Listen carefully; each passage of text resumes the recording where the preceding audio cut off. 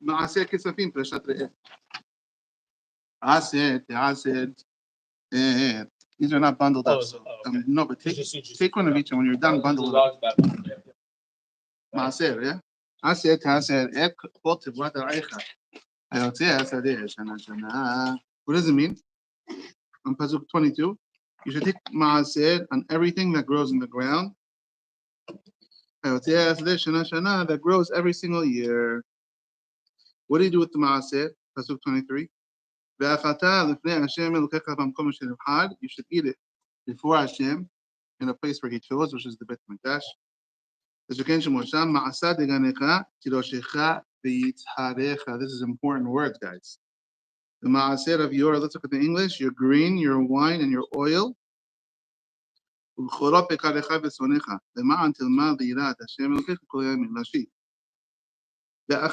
eat the maaser? Says that she, yeah, it's a maaser sheni. Maaser sheni is eaten.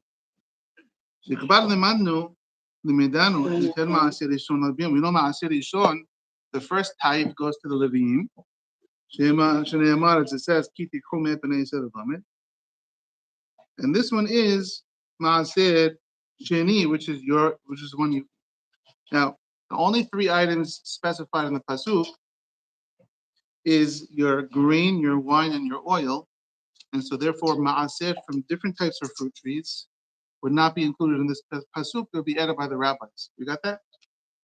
In the Oraita, we have these specific fruit trees. So olives, olive tree, and grapes, and grains. But other trees, Yani, just in time. Other trees would not be included. So Yani, we have pizza here and soup. The festival, we have this. I didn't have bundles, so bundle it as you go. And when you're finished, staple it, okay? So there's a mitzvah to give 10% of your crop. Now, what do you do with this? So I pasted and I took this from this website, from on page 3 of the presentation. Types of tithes. These are the types of tithes. Tevel is food that's not tithed yet. Teruma Gedolah is 1/50th portion that we separate from the produce and give to a Kohen. We're on page 3. After Teruma Gedolah, you take Maaser Rishon, 1/10 or 10% of what remains goes to a Levi. And the Levi eats it. Now a third separation, 1/10 of what remains is taken. This is called Maaser Sheni. In the first, second, fourth, and fifth years of the Shemitah cycle, the Maaser Sheni is eaten by you in Yerushalayim. In the third and the sixth year, it's given to an ani. So just to repeat this, Maaser Rishon goes to the Levi. Maaser Sheni is in the first, second, fourth, and fifth years of the Shemitah cycle. It goes to you. You eat it in Yerushalayim. And Maaser Ani is in the third and sixth years. It goes to the poor people. And if you look at the little graphic on the bottom, there's how the pie is split. Now, the question of today is Maaser kessafim. The obligation, if there is one, to give 10% of all the money that you make. Would it come from this pasuk? This pasuk specifically says, your greens, your wine, your grape trees, your grapevines, and your olive trees. And so the first question is, how in the world would it come into this pasuk? And the second question was, if Maaser kessafim, which is Maaser on money, on kesef, is a real chiyuv, what type of Maaser is it? That's the second question. What type of Maaser? If you're going to say it's from the Torah, what type of Maaser is it? Is it Maaser Rishon? No. Maaser Rishon goes to a Levi. Is it Maaser Sheni? Or Maaser Sheni doesn't go to a poor person. It goes to you. You eat it in Yerushalayim. Is it Maaser Ani? That's only done every third and sixth year. So these are questions that have to be addressed. Now, if we look at this Rishonim, let's start with the Rambam. What does he say about Maaser and Tzedakah in general? So it's on page 4. And Rambam says, the top of the page, on page 4. Bahe Ani, the poor person comes, Bisha'al de Mahsiro, and asks for what he needs. Ve'en yad hanoten maseget, and you cannot afford to give him everything. Noten lo kefi hasagat yado, then give whatever you could afford him. V'chama, how much? Ad hamishit nechasav, mitzvah min hamubhar. The best way to give tzedakah is 20% of your stuff, 20% of your assets. That's mitzvah min hamubhar. It's a lot. 20% is the best. Mitzvah min hamubhar. Ve'ahad me'asara. This comes from the Gemara, which we'll read soon. Ve'ahad me'asara b'nechasav benoni. 1/10, 10% is a middle amount. If you give Maaser 10%, congratulations, you're a normal person, says the Rambam. Pahot mikan ayin ra'ah. Less than 10%, you have ayin ra'ah, you're kind of stingy on the people. Well, the Olam, says the Rambam, lo yimna atzmo mishlishit hashekel b'shana. Don't ever give less than 3 shekels every year. That's much less. So the Rambam is giving levels. What you must give is 3 shekels. What you should give is 10% of your money. What's best to give is 20% of your money. If you don't give 3 shekel, look here mitzvah, you did not fulfill the mitzvah of tzedakah. Even if you're poor, you got to give at least a 3 shekel a year. So now, Rambam doesn't say the word ma'aser here. He doesn't say ma'aser. He's talking about tzedakah or ma'aser or both. That's the question. Let's see Shulchan Aruch. In other words, the question is this essentially. Is ma'aser part of the mitzvah of tzedakah? Ma'aser kessafim.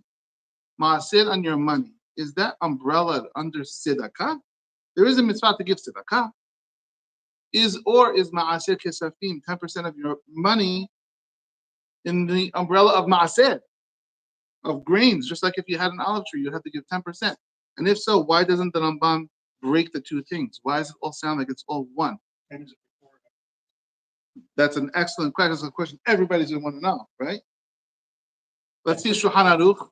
In the Torah, you say there's because isn't there Truma is 2%, then 10% remaining. Yeah. So the question is, you didn't give Truma. Right. So we're going to have all these questions all these sort of questions are going to take you down a hole where there's no answers.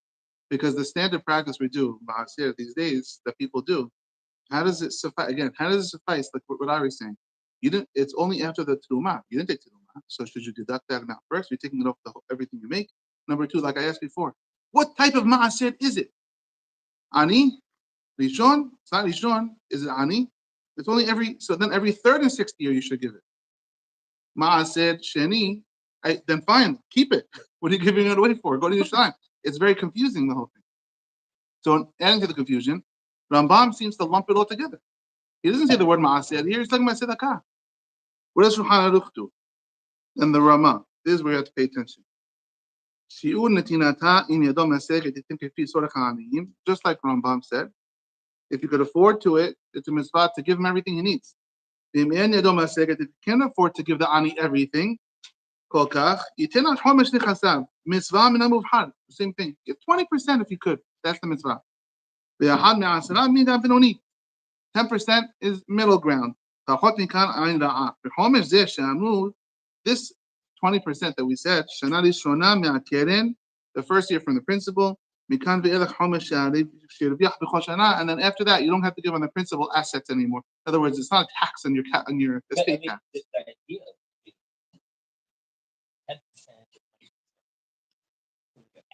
Yeah. Well, says Marash Haru. It's one thing to say, let's say you have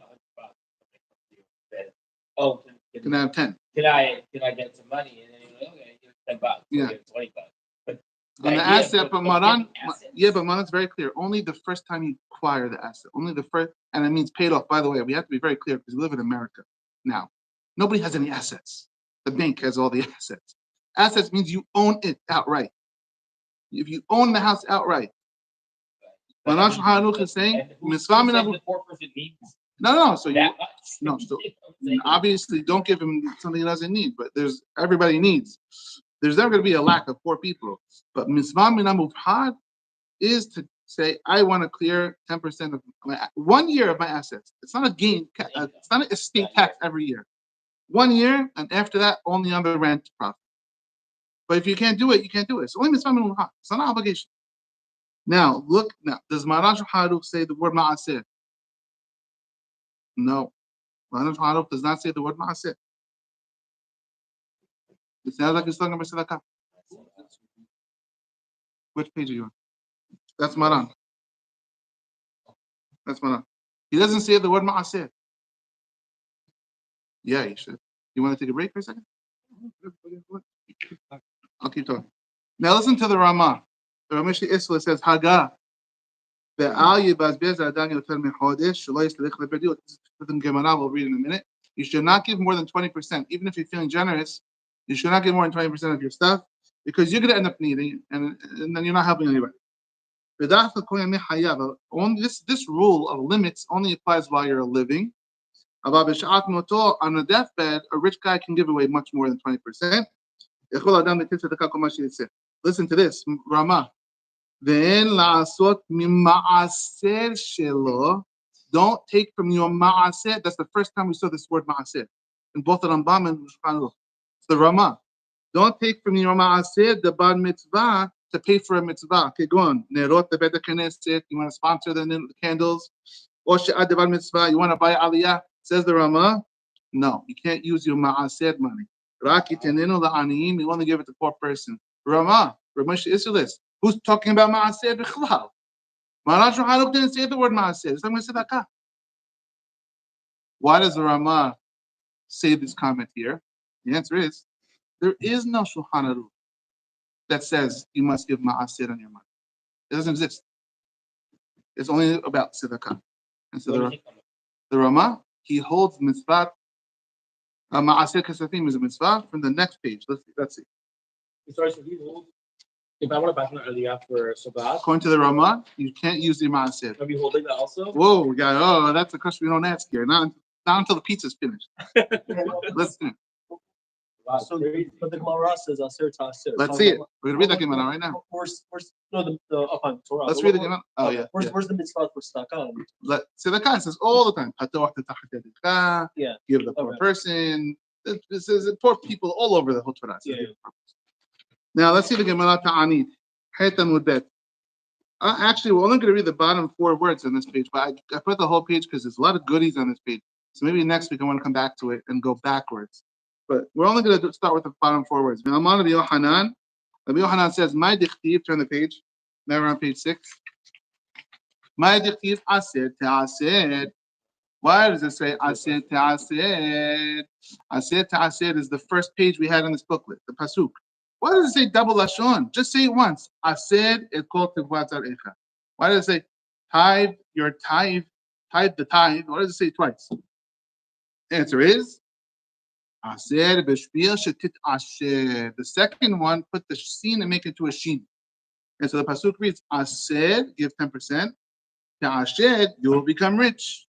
Ased b'shpil shetit ashed. Now, Ashkaheh, Rabbi Yohanan, the Anuka, Rabbi Yohanan found the kid, the boy, the Rish Lakish, his brother-in-law. He found his nephew, who was a little boy. Amaleh, he tells his nephew, tell me what pasuk you learned in the school today. The rabbis always used to ask the kids this question.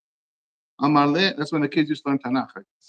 Amaleh, aser te'aser. We learned it says in the pasuk you should give 10%. Amaleh, umay aser te'aser. So the kid asks. Rashi makes sure to say it's the kid that's asking Rabbi Yohanan. Why, Rabbi, uncle? Why does it say aser te'aser double? Amaleh aser b'shpil shetit asher. He says, I'll tell you what, because of this Rabbi Yohanan thing. You should get wealthy by giving maaser. Amaleh menalach. How do you know this? Asked the boy. Amaleh zil nasi. Go test it. Give 10% and you'll see you'll get wealthy. Amaleh, the boy says to him, what, you're allowed to test HaKadosh Baruch Hu? You're not allowed to test Hashem. You're going to take money to Hashem to Tzedakah and say, okay, Hashem, I'm expecting 10%, 10 times the amount. Amaleh, Hachi Amar Rabbi Yehoshaya. Rabbi Yohanan answers his little nephew. So says Rabbi Yehoshaya, Hutz Mizu, this is the only mitzvah in the Torah that you're allowed to test Hashem, is the mitzvah of Tzedakah, Ma'aseh, Shene'emad, הביאו את כל המעשה לבית ההוסד, ויתר בביתי, ובחנוני נא בזאת אמר השם צבקות, this is Malachi. Test me with this, says Hashem. I challenge you to test me. If I don't open for you the warehouses of treasures from the heavens, and I will give you beracha ad bilidai until enough. What does that mean, ad bilidai? You'll be so tired from saying enough. That's how much money you're gonna have. Wow, we're just crazy, bro. This is the pasuk in Malachi. Test me, says Hashem. This is about Maaser. Good question. This pasuk is not about Maaser on money. It's about Maaser, the real Maaser, like the first pasuk we brought on your Dagan Tirosh Veitzah. Amar le, says the boy to his uncle. His boy is a very sharp boy, the son of Lakish. Amar le, havat mati hatam. If you end up going to tell me this pasuk, l'hai pasuka, you had a whole pasuk here about testing me with this. Lo havit tzrichna lach. I didn't need your whole Devar Torah that you gave me, or the Hoshaya Nedecha, or for your rabbi, Rabbi Hoshaya, that you said, or Rabbi Hoshaya said he could test Hashem. It's a pasuk. What's the big deal? Should have just told me the pasuk, says the kid. And so, the Gemara will go on. We'll do another time. Rabbi Hanan did not like this way his nephew talked to him, and he almost killed him, and his mom saved him. Now, let's get to the main. We'll get to that another time, Pharaoh. Let's get to the main thing. Yaniv, you got to pay attention to this part because this is where the action is. Tosafot on the left side. Bless you. Well, while they're doing that, we'll read further in the Gemara. The Gemara says basically, Rabbi Yohanan had eyebrows, very thick eyebrows that covered his eyes, so you couldn't really see straight ahead. You only can see down. And so when he used to want to look up, he used to pick up you see his eyebrows, bushy eyebrows pick up. So the Gemara says the boy talked to him in a chutzpah way like this, and so he picks up his eyebrows to look at him, and the mother, who was Rabbi Yohanan's sister, grabs the kid and says, "Get out of the room quick before he kills you," because that's how he killed Rish Lakish. Rabbi Yohanan killed Rish Lakish's brother-in-law by looking at him. Now the main attraction is this Tosafot. Says Tosafot on the top left. It's a big one. Huh? Yeah, yes, I love that one. I know my customers by now. This is the main action. Yaniv, we're going to do this whole Tosafot. Ready? It's not that scary. Aser te'aser. Take 10%. Hachi ita b'sifri. It says the following in the Sifri. Aser te'aser l'kol tovat zara'icha hayotzea sedeshina shana. The pasuk says, take 10% of everything you have every year. Eli ela tovat zara'icha shehayav b'ma'aser. I only learned from this pasuk, crops have to give 10%. Rebit ufarkamatya, interest and business deals. Interest not from a Jew, obviously, from a goy, because we're all loan sharks. And business deals, and all other types of profits. Money, FITS. Minayin, how do you know that you have to give ma'aseh? The mulumat et kol, the extra words of et kol. It should have just said, aseh ta'aseh tivu'at zarecha. Give 10% of your stuff. What is et kol? Everything. What is everything? Says the Sifri, you have to give 10% on your loans, on your business, on your stock market, on your Bitcoin, on everything you make, says the Sifri, you have to give 10%. And he has a pasuk to prove it. I should have just said, hide your grains, your produce. Might call everything. And so that's a very strong proof that you have to give ma'aseh from your money. Why would Tosafot bring interest? It's such not a Jewish-friendly thing. It's a question that I had, and I have an answer. I'll tell you in a minute. If you have an answer, shout it out. Now, Hachinami Ika behagada. It says the following, not in Haggadah Pesach, in the Midrash. It says the following in the Aggadaic teachings of the rabbis. Tanhuma says this. Give 10% of your field's output every year. If you don't give 10% of your produce, kehogan, like you should, Lo yelecha ela heyotzeh min hasadeh. How do you read the pasuk? Aseh ta'aseh lekol tovat zarecha. Give 10% of everything that you have. Hayotzeh hasadeh shana shana. And if you don't, all you're gonna get is the 10%. Kilomar. Lo ya'aseh sadecha ela kefi ma'aserot. It's only gonna make 10% if you don't give the money. שהיו קודם לכן, that used to give. דהיינו היוצא מן השדה, כלומר, מה שהיית רגיל להוציא למעשה מן השדה. What you usually give for ma'aseh, if you stop giving the ma'aseh, you'll only get the ma'aseh amount that you used to give in total. That's the field will lower its output because you lowered your ma'aseh. And continues the Midrash Tanhuma, u'ma'aseh be'adam echad, there's a story with a guy, he was very wealthy. He had a field that made 1,000 kudos, a measurement of produce. 1,000. Notel kof kurim. He used to take 10% of the 1,000, which is 100, and give it to Ma'aseh every year. This is what he did his entire life. And the field always gave 1,000 kud. When he got sick on his deathbed, he called to his son, he said, my son,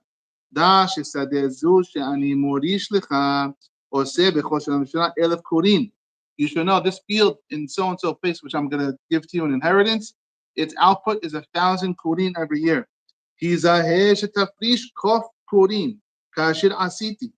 Make sure you always give 10%, like I always did. And the guy dies. And now the son owns the field. Just like his father said, just like the father said, it made 1,000 kurin that year. And he wrote the check. He gave 100 kud like he was supposed to. The second year, he said, wow, I give so much. It's too much. I give too much. I will not give any more this year. This year, I ain't giving ma'aseh. The field only made 100. The amount that he used to give was the amount he now got. He became so distressed. And his relatives heard about it. That his field shrunk in its output and he didn't give charity. They all came to him wearing white, like holiday clothes, and very, very happy.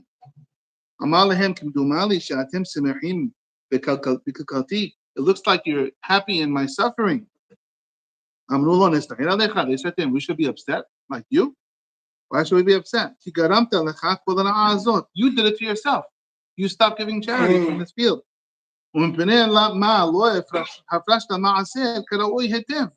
Why didn't you give ma'aseh like you're supposed to, like your father told you? Go there, come and see. Originally, when you inherited this field, you were the owner of the field. And Hashem was the Kohen taking 10%, and you kept 90%. The 10% was Hashem's portion. They tend la'aniyim for his poor people. Now that you didn't give Hashem his part, now Hashem owns the field.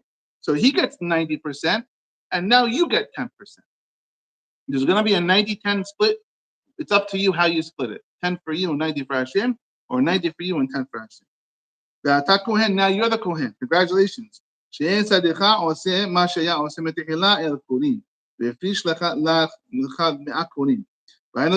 why it says, the pasuk says, each man, his holy things will be for him. What does it mean his holy things will be for him? His holy things will only be for him. Only the holy part will be for you, and everything else that you were supposed to get will not be for you, God forbid. If you don't give the right amount, you'll only have the holy amounts. 10%. This is what the rabbi said. Someone who holds back his ma'aseh, you'll only have the 10%. God forbid. Okay. And so therefore, one last part of Tosafot towards the end. There's another pshat. 5-6 lines from the bottom. The Harav Natan Hoppenheil says, Piresh, why does it say Aser Ta'aser, give 10%, which comes out from the field Shana Shana? That if you don't give the Ma'aser, it will go it'll go to that guy who's the man of the field. Who is that? Dainu Esav Harasha. If you don't give it, fine. It'll go to Esav. The government will take 90%. You get 10%, God forbid. Then the non-Jews will take it from you. Okay, so now there's a long Tosafot, but the gist of the Tosafot is very strong that you must give 10% on your money. Now, I have to give you full disclosure. This Sifri, right, the Mefarshim, right, we can't find the Sifri. The Sifri that he quotes, we can't find it. Doesn't mean it's not valid. Tosafot still quotes it. We have the Tanhumah, but we don't have the Sifri exactly like he says. Let's go forward in Shulchan Aruch.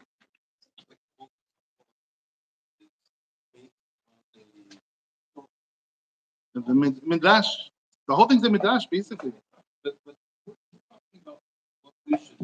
The question is the pasuk. Yeah, but the question is that pasuk in the beginning. That's the question. Et kol, if that's a real mekor, et kol, it's a real derasha, that'll be a deoraita. If it's an asmachta, sometimes the pasuk, the Midrash says something and they bring a pasuk. It's not a real source. It's an asmachta, which would be the Rabbanan maybe, or maybe the story shows you it's a minhag, or maybe it's nothing. We have to identify, and the poskim are going to argue about the validity of the sifri and the pasuk that they bring. So let's start with the fruits and vegetables. Like, do we have to give? So hold on. You're really good. Look what I just posted. You literally read my mind. You should make these. Look at the next halakha that I brought.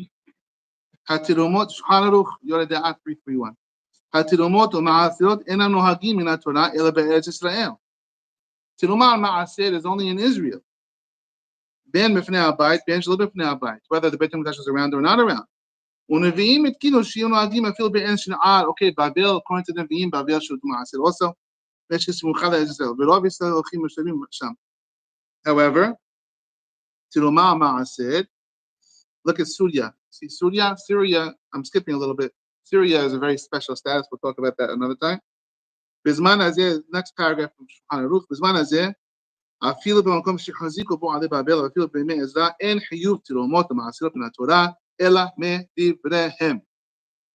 Ma'aser in general for you and I, right now, on crops would be d'Rabbanan. On crops would be d'Rabbanan. And so if Ma'aser kessafim is learned from Ma'aser dagan, is it a d'Rabbanan on the top of a d'Rabbanan? It's already decreased. How important? How could you say Ma'aser kessafim is deoraita when the actual Ma'aser for us is d'Rabbanan? Rabbi, you have something to say? No, the Ramaz. Yeah. The Ramaz. You can't pick the light sure. It's not even the chiyuv. Even if I had a wine tree, a date tree, an olive tree, it's not d'Rabbanan. Let's go first. The shach. In Israel, this question. In Israel, yes, they throw it away, and they throw it away in Israel. But here in America, at least, let's go down to the Siftek Kohen. That's the shach. It's on page 7. In the Asot Ma'aseh Marshal dehadresha katru b'shem teshuvat maharam. The kol mitzvah shetabol yado. Wait, where is it? Here. The kol mitzvah shetabol yado. Every mitzvah that comes to your hand. Let's say you can pay money to be a sandak or something. Or to fund a wedding. Now, all sorts of things like this. I want to buy sefarim with my ma'aser money. I'll even loan them to other people. It'll be like a sfarim fund. Then what, man? If I can't afford otherwise to buy them, and I would never buy this book, this shas, if with my own money. I don't have enough money, but I would use my ma'aser money for the shas. You're allowed to spend your ma'aser money on these things. Arguing on the Ramah.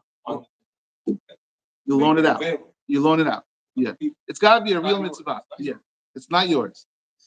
Now, Ubitshuvot Maharam Rutenberg is the main thing. The Maharam Rutenberg was a very powerful rabbi around 750, 800 years ago. Maharam Rutenberg diffused Prague. Look at the Maharam Rutenberg. What does he say? To give your money to your older children who need money. Children. Because I don't have to feed my kid when he's 19 years old. He's an adult. And I want to help him. Mutar. You're allowed to use your money for your kids. Even your dad you can help if he's poor, God forbid. It's a mitzvah to honor your father. For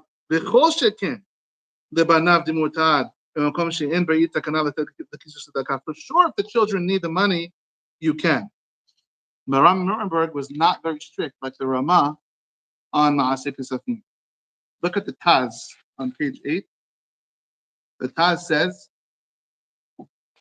נראה דייש לדמות מעשר שמפרישים מן הרווח ממון לדין מעשר עני של תבואה או פירות. That was the question I originally had. What type of מעשר would מעשר כספים be? מעשר עני, which is only years 3 and 6. ומורי וחמי, my father-in-law, כתב, wrote, שמעשר של ממון שלנו, מעשר on money, and בו חיוב. It's not obligation. לא מן התורה. It's not a rabbinic obligation or biblical obligation. I'm in bewilderment. Shaarey, Resh Siman, Resh Memtet, it says in the beginning of Siman Resh Memtet, that it's a real chiyuv. That's what we see here in Machloket from the poskim. This is the Taz. Now, the Maharam in Rutenberg is a very big, heavy hitter. The Maharam in Rutenberg says Ma'aseh Kessafim is not the Taj Mahal.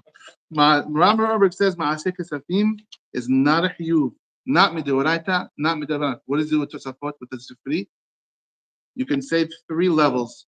There's amongst all the poskim there are 3 levels. A, some hold this Tosafot is a mitzvah mina Torah to give Ma'aseh. It doesn't seem to make sense to me personally, but there are poskim who hold this. Second level is it's an asmachta.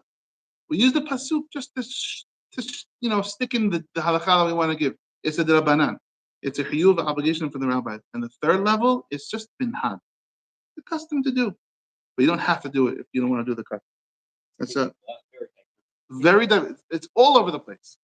A lot of the Sephardi poskim go with the third option. It's not even a chiyuv drabanan. It's not even an obligation. It's minhag.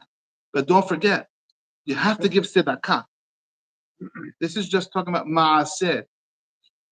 Going back to the beginning, I showed you that Rambam and Shulchan Aruch, they talk about 10%, but they don't use the word ma'aseh. They use it in the context of tzedakah. The question is, are there 2 separate mitzvot, tzedakah and ma'aseh, or is it just one thing? Try to give 10% of your money or 20% of your money if you could afford it. If you can't afford it, don't do it. Give 3 shekel a year. And so most of the Faradi poskim, with exception of the Hida, would hold it's a minhag be'alma. You don't have to actually give ma'aseh. Now I want to read you one gemara, and then I'll read you a couple of poskim here, and then we'll close it up. The gemara, last page, is the gemara ketuvot. This is the top part that I put in red, is the source for the 20%. Amar be'ila'a be'usha etinu in usha demela gezerah hamizbazbez. Someone who throws around money, spends money on poor people or funds. Don't give more than 20% of your money. Tanyana mihachi, we learned the same thing. Don't give more than 20%. Because we don't want you to need money. One guy tried to give more than 20% of his money. And his friend did not let him give more money. He rejected the money.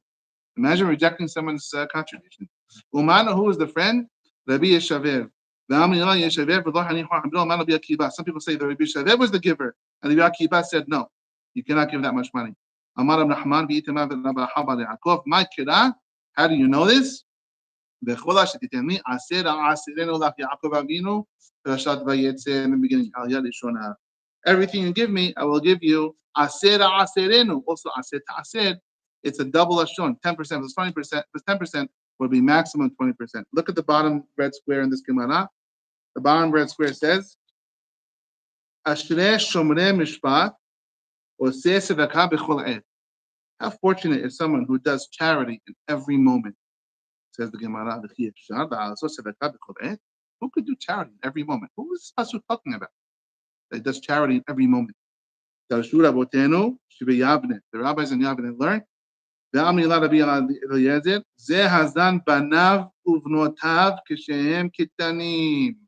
If you sustain and support your children when they're little, that's a mitzvah every second. It's a mitzvah every second.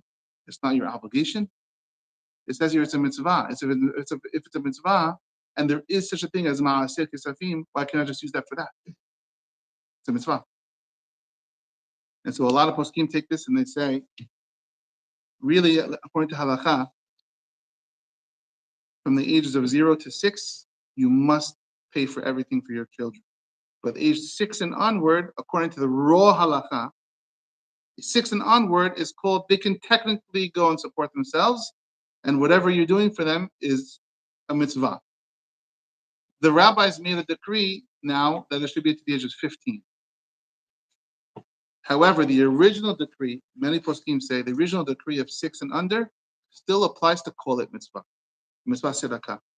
And so now there are a bunch of poskim who say, if you have children above the age of 6 and you use this money to feed them, you can deduct that before any ma'aseh would be deducting the expenses of supporting and raising food, shelter, and school for these children, especially tuition. Because tuition is literally supporting a Torah education for children. That's 0 to 6. Above the age of 6. No, 6 and above. 6 and above. School tuition, it's a question. Girls tuition, boys tuition. All right, for sure, it depends how strict you hold this halakha is in the first place.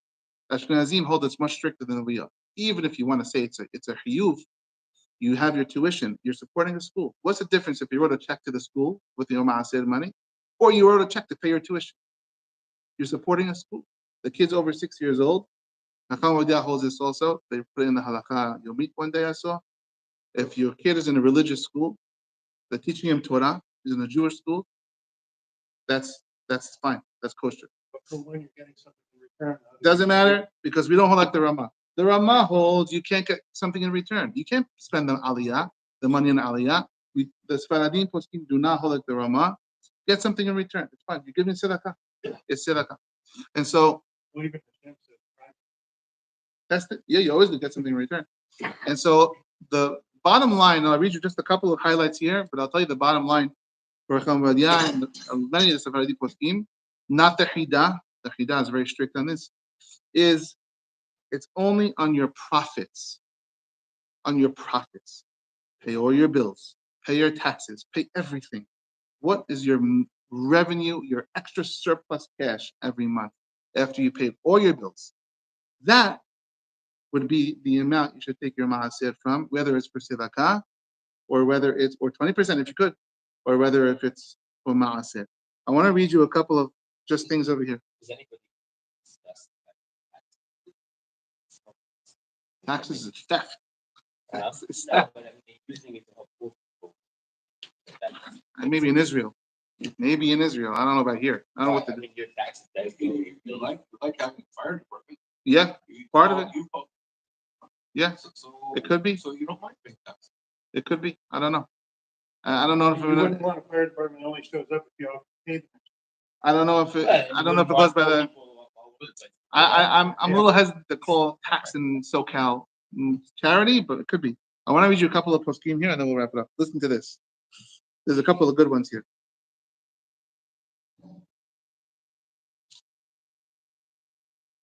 The B'kei Yosef the Chida says, the question is, do you take ma'aseh after your profits, after your surplus, or from the regular thing? So it's a question.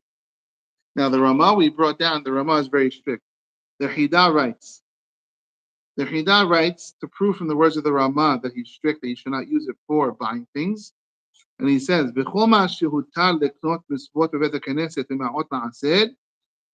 use money for ma'aseh to buy things in the shul, הוא רק באופן שהמעות הניתנות בדמי המצוות מתחלקים לעניים. The Hida is very strict, I told you this. Is only if the shul is going to use this for the shul fund for the poor people. But if it's not for the poor people fund, says the Hida, no. The Hida is the one Sephardic rabbi who's going to be almost everyone disagrees with him. Now listen to this. Avraham Avinu, who writes, the Hatam Sofer writes, Avraham Avinu, Ifrish Maaser Melechush Shekebel Melech Sedom. The king of Sedom gave him the stuff, and he gave him Maaser Mikol, he gave 10%. Velo Natun La'aniyim, he didn't give it to poor people. Ela La'amalei Torah, to support his grandson Yaakov, or to support other Yeshiva boys. Yaakov Avinu Ifrish Et Bnei Levi, Et Beno Levi. Yaakov said he'll give 10%, and even of his children he gave 10%. Right? Levi was one of his children. The Surah Kiddushav, Lo Na'aniyim. So who says it has to go to poor people? Says the Hatam Sofer. As long as it goes to any mitzvah, it would be kosher. So we have machloket. Now, listen to this. I love this one. It says over here, could someone please explain the difference between tzedakah and ma'aser? The Ya'abetz asked this question. He says, it seems it's all one. If you look at Shulchan Aruch, it's all one. If you look at Rambam, it's all one. Who says there's something called ma'aser kessafim? Couple more, two more. In the Sefer Nishal Davi, he writes, even if you want to say that there's a chiyuv min Torah from Ma'aseh Kessafim, that would only be in Israel, like I put in the thing. How could you say it's more strict than actual Ma'aseh from the ground? And there's one more here, where he says, I didn't highlight it, but he says here, it's a mitzvah to pay back your debts. If you borrow money, especially from a Jewish person, it's a mitzvah to pay back your debt. So this posek he brings over here says, how in the world could you give ma'aseh when you owe another guy in shul $10,000? Pay your debt. And he says, in his opinion, paying your debt is your ma'aseh, he says. That's your mitzvah. That's what he says. Pay your debt. First of all, two reasons. First, two reasons. Number one, it's not a real chiyuv. Number two, you're not wealthy. Like Dave Ramsey always says, you're broke. If you have debt, you are broke. Pay your debt back. You can't even give ma'aseh. You're not even bichlal to give ma'aseh. Can you mortgage your ma'aseh? Is your mortgage your ma'aseh? I don't know about that. No, you're monthly not. You're monthly not. You have to pay your bills. He says another thing over here also. He says it's a big mahloket if a hatan and a kala get married and they have like we call it a, what do we call it? The reception. What do they call it? Wow, I forgot what it's called. Where they give all the presents. Shower. Yes, what's it called? No, the Syrian thing. They give you tons of. Oh my God, Swani. They give you the Swani. They give all these. They give tons of money. Mahloket.